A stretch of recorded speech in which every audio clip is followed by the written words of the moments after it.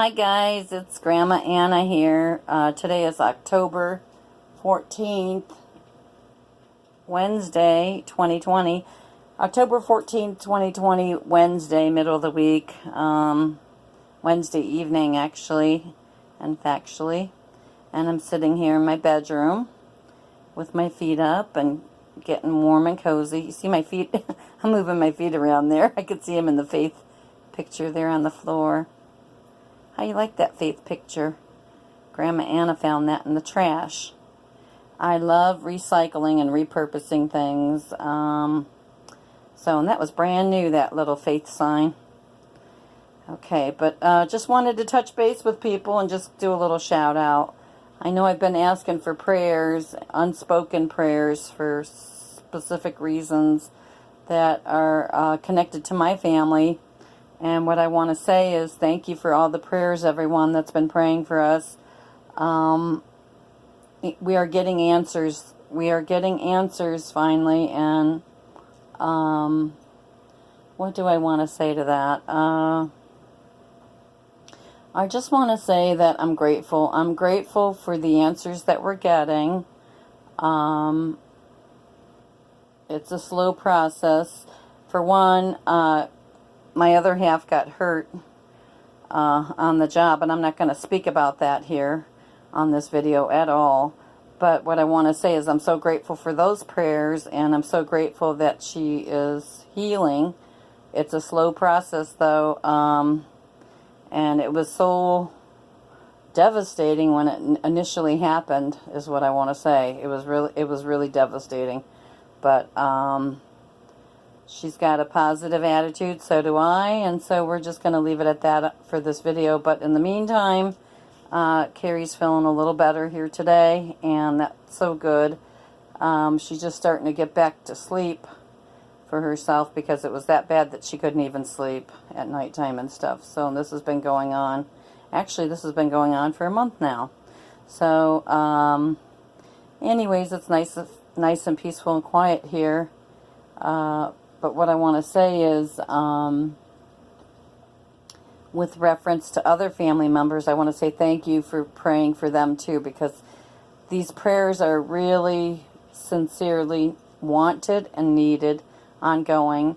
And then also for myself, as I try to trudge through the road of happy destiny, doing activism work and stuff. It's not easy, you guys. It's not easy doing social media activism work.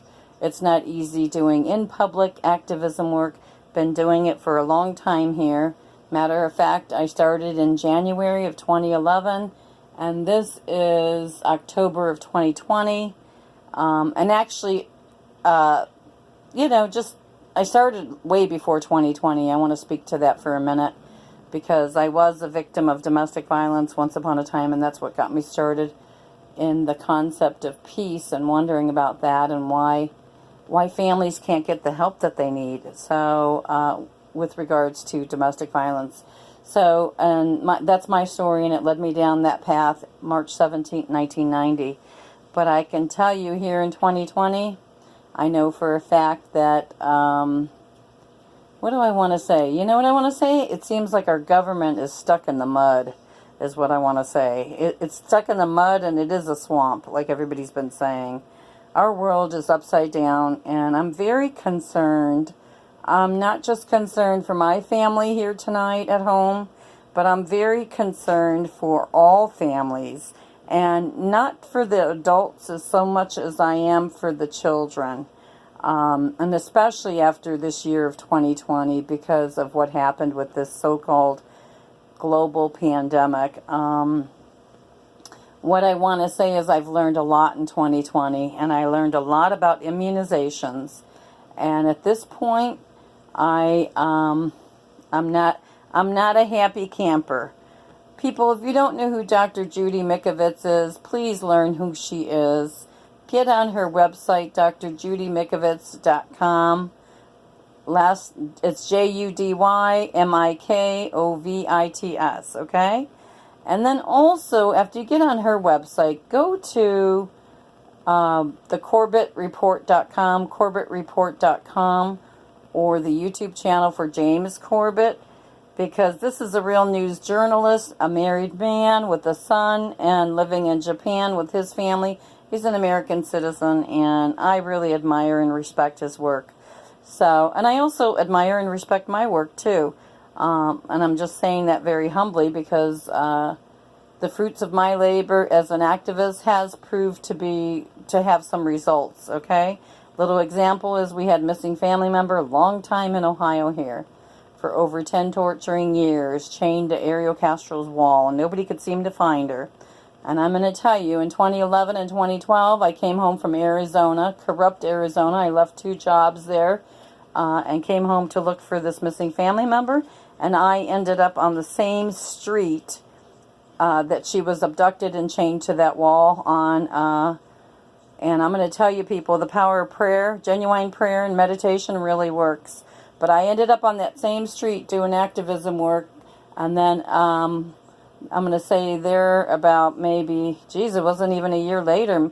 The story broke in May 6, 2013, and our family story went around the world and back.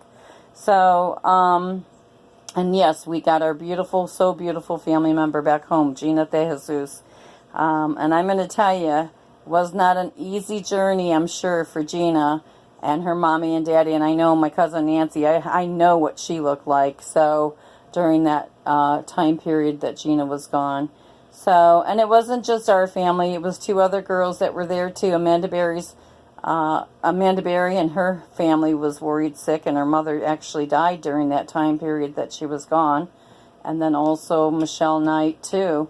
So, and this stuff is going on habitually, and unfortunately, we are a corrupt nation that has encouraged, okay, I'm going to use that word, encouraged human trafficking and crap, because our government never did anything to help these people all along. And I'm sorry, but our deep state government, the swamp that needs to be drained, actually participated and contributed to the harm and the cause of, I know for our family story, so they exploited our family too.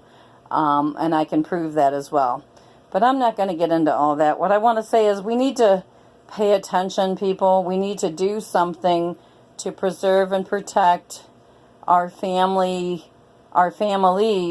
and to stand up for our constitutional rights. The First Amendment right, freedom of speech. Second Amendment right, the right to bear arms. And do not let these people try and talk you out of your firearms. That is a bunch of political propaganda hogwash. A lot of this stuff that happened publicly was most of it was staged in order to get certain laws passed and certain bills passed. And I'm going to tell you, never give up your constitutional rights for no one ever. So those constitutional rights were written for a reason. So written for a reason, time, and a season. So I say stand up and protect your families, more so even after this 2020 especially. I'm humbly Anna Anders on this YouTube channel.